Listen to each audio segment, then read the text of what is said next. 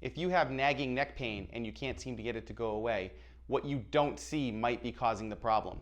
Hi, I'm Bill from Beyond Fitness Online, and today we're going to talk about the visual system and how it impacts neck pain.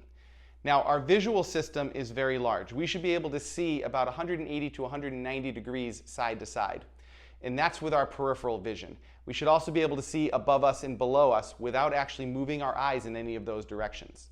The purpose of our peripheral vision isn't to see details. We're not going to read anything clearly over here or be able to see detailed information outside of what we're actually focused on. Instead, what it's going to do is pick up movement and it's going to pick up light. And the purpose of the peripheral field is that it tells us if some kind of danger might be coming at us.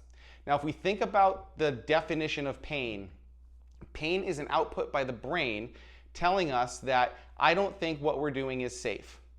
So if the brain feels threatened, then it's going to start creating issues with pain, stiffness, weakness, immobility, and all of these things impact our movement, clearly. So if we are going to improve our movement and reduce our pain, one of the things we need to do is improve our peripheral vision, especially when we're talking about neck pain. Because think about this. If your peripheral field narrows, which does happen, if you are only seeing here instead of here, your brain knows that it can't detect what's happening outside of that area, and it should be able to. So now it's going to naturally slightly tense up or even cause pain, so you can be prepared to take on some kind of hit or some kind of danger coming that way that you don't see. Now, that could also relate to pain. Your brain might be saying, don't turn your head in certain ways because I already can't see over here.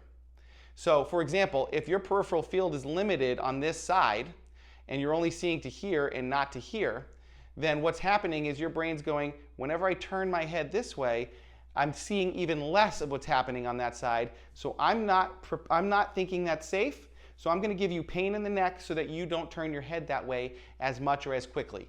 Your brain is always looking to be safe first. And if you watch some of my other videos, you hear me talk about this in more detail. Now, why does peripheral vision get more narrowed? Oftentimes it's related to stress. There are actually studies that show that as we get stressed, our peripheral field narrows, and that becomes a very primal thing because if we are cavemen, we're out hunting, and we see a bear, we are going to focus on that bear and not be concerned about what else is going on around us because we want to know what the threat is. Well, if the threat is now here, we stop seeing what's out here because this is no longer important.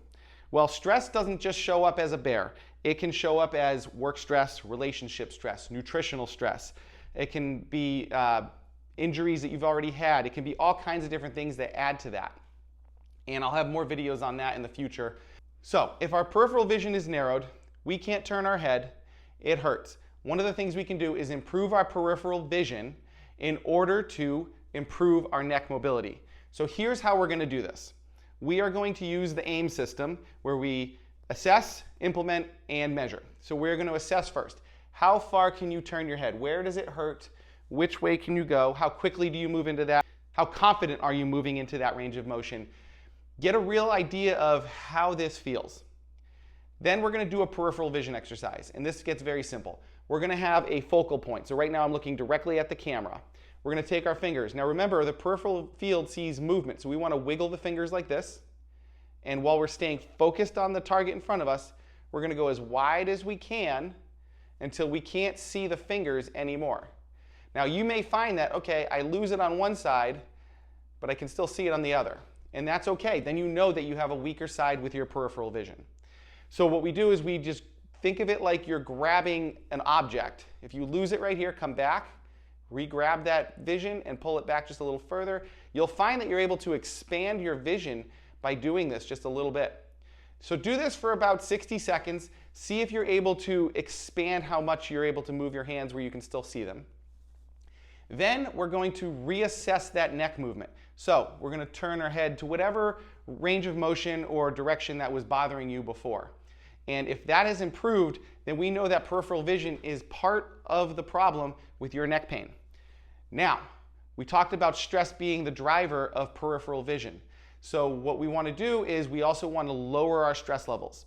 We're going to do that by adding some belly breathing to this drill. Now, belly breathing, remember, we want to be right here, and we want to breathe into this, not to this. So when we breathe in, and then we breathe out, it should all be right here. If you're this person, where you go,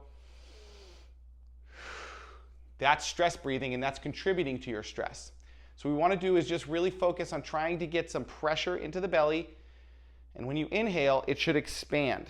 And when you exhale, it should contract back down. So you may need to do that separate from the peripheral vision, but once you've got the hang of both, do your belly breathing while you do your peripheral vision exercise. Then reassess again and see if that's improved your neck pain even more. So give these things a try. If you have any questions, leave them in the comments below. I try to answer every comment that I get. If you want more information about this, I do have my book that I wrote last year called Rewiring Pain. I'll leave the link in the description below. This goes into all kinds of different eye exercises and other brain exercises that you can do to improve brain areas to help with pain. And in the back, we have a questionnaire that's a few pages long. This will tell you exactly where to start in this book, so you don't have to read the entire thing. You can go right to what you need to work on and get the help that you need. So, like I said, if you have any questions, leave them in the comments below. And don't forget to like and subscribe. And until next time, live healthy.